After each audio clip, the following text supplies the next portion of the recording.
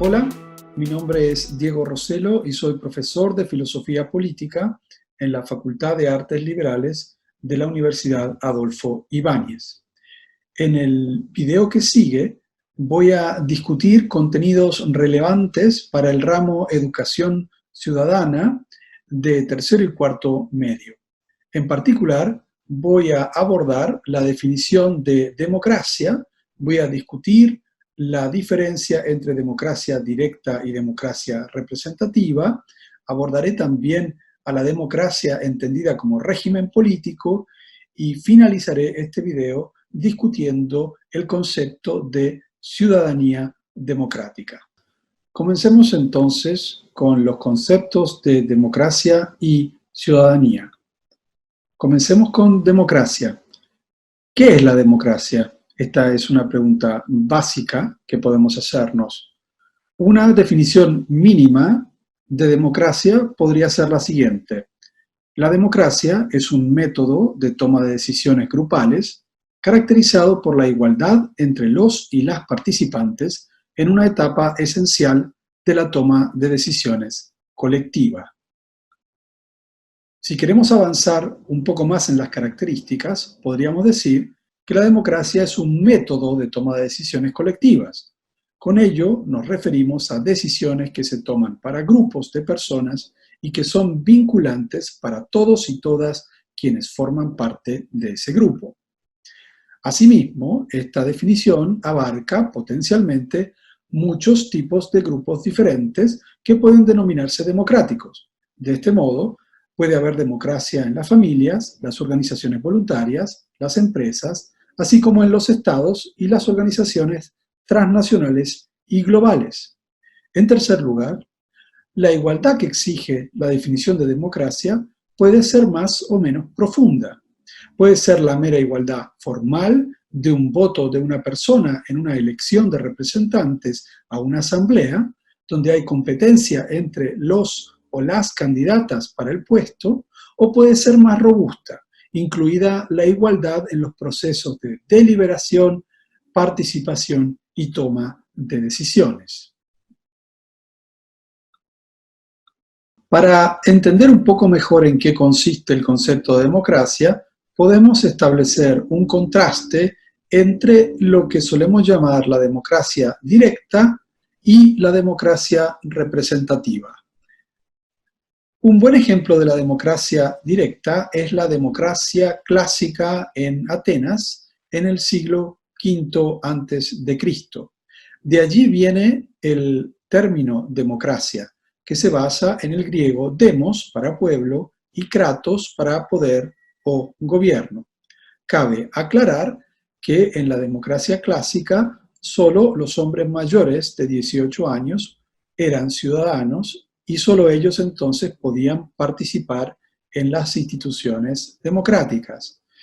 La democracia clásica estaba regida por dos principios rectores, el de isonomía o igualdad ante la ley e isegoría, que implicaba el igual derecho a la participación de todos en las instituciones democráticas. La democracia clásica en Atenas se caracteriza entonces por la participación directa de los ciudadanos en las instituciones. Había diversas instituciones, podía ser la Eclesia, podían ser los tribunales, el Consejo de los 500 o el Comité de los 50. Pero la característica que tenemos que destacar es que no existía el principio de representación. Los ciudadanos mismos, ellos mismos en este caso porque eran hombres, ocupaban los cargos públicos. En el mundo clásico solíamos contrastar a la democracia con otros dos regímenes diferentes y contrapuestos a la democracia. La aristocracia, a la que podemos llamar el gobierno de los mejores o los más virtuosos, y la oligarquía, que era el gobierno de unos pocos y ricos, con más medios. La democracia moderna es distinta a la democracia clásica. Y una de las cosas que la distingue es el principio de representación al que ya aludí.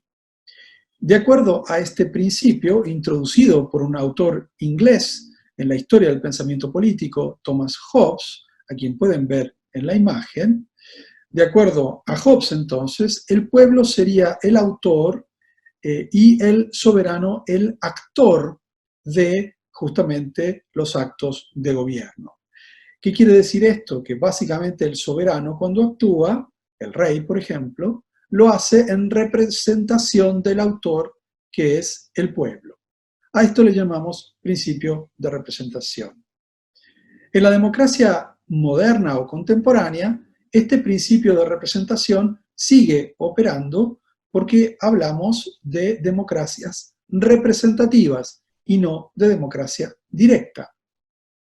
Entonces, una democracia representativa se basa en el principio de que el pueblo gobierna a través de sus representantes. Y estos pueden ser tanto representantes en el poder ejecutivo, como un presidente o una presidenta, o como representantes en cuerpos legislativos, diputados, senadores, etc.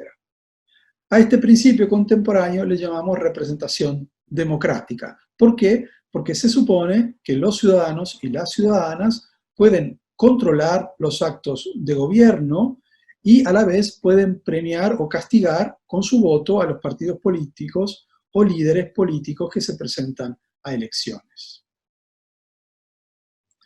Para profundizar nuestra discusión del concepto de democracia, nos será de utilidad abordarla como un régimen político. Y esto es así porque al abordarla como un régimen político nos permite establecer un contraste entre la democracia y el autoritarismo. La democracia, entonces, entendida como un régimen político, aquello que la caracteriza o su atributo esencial es que tanto el jefe o jefa del Ejecutivo como los asientos o escaños del cuerpo legislativo son elegidos, ya sea de manera directa o indirecta, a través de elecciones limpias, competitivas y libres. En contraste, el autoritarismo se caracteriza por la concentración del poder y de la autoridad en pocas manos, por la falta de elecciones limpias, competitivas y libres, por un control muy rígido en la circulación de las ideas, es decir, no hay libertad de expresión, y por la falta de una ideología que logre movilizar intensamente a sus adeptos. En presencia de este último punto, es decir, una ideología que logre movilizar las bases y simpatizantes de este movimiento, estaríamos hablando de un régimen totalitario y no autoritario. En el caso de un régimen totalitario, el ejemplo clásico es el nacionalsocialismo alemán. Hablemos ahora de la ciudadanía democrática, porque este concepto también nos va a ayudar a entender mejor qué cosa es la democracia. Ya hablamos de la democracia clásica en Atenas en el siglo V a.C. y dijimos que en ella no existía el principio de representación y que todos los ciudadanos podían participar en las instituciones democráticas. Cuando hablamos de ciudadanía democrática contemporánea, es decir, en las democracias representativas contemporáneas, hablamos de derechos, ¿sí?, para describir a la ciudadanía democrática. Y pensamos en tres tipos de derechos distintos. Los derechos civiles, entre ellos el derecho a la vida, a la propiedad, el derecho de reunión y de circulación, el derecho de expresión, esto es, de poder expresar nuestras ideas, nuestros puntos de vista en la esfera pública, y el derecho a no ser discriminado o discriminada por razones de religión, raza, orientación sexual, entre otras. Si pensamos en los derechos políticos, pensamos en el derecho al voto, el derecho de asociación, y entre ellos, por ejemplo, el derecho a conformar un partido político y presentarse como candidato o candidata a elecciones. Algunos autores y autoras circunscriben la ciudadanía democrática a estos dos tipos de derechos, los civiles y los políticos. Para otros y otras, habría que incluir un tercer tipo de derecho en la ciudadanía democrática, y este tipo de derecho es el derecho social. Los derechos sociales, entonces, tienen que ver, por ejemplo, con el derecho a una salud gratuita o a una educación gratuita, entre otros. Básicamente, los tres tipos de derechos combinados nos ofrecen una definición robusta de ciudadanía democrática. En este video abordamos contenidos importantes para el ramo Educación Ciudadana de tercero y cuarto medio. En particular, discutimos qué es la democracia. Hicimos una distinción entre democracia directa y democracia representativa. Abordamos a la democracia en tanto régimen político y también aportamos una definición posible de ciudadanía democrática. Espero que este video haya sido de utilidad y me despido hasta la próxima.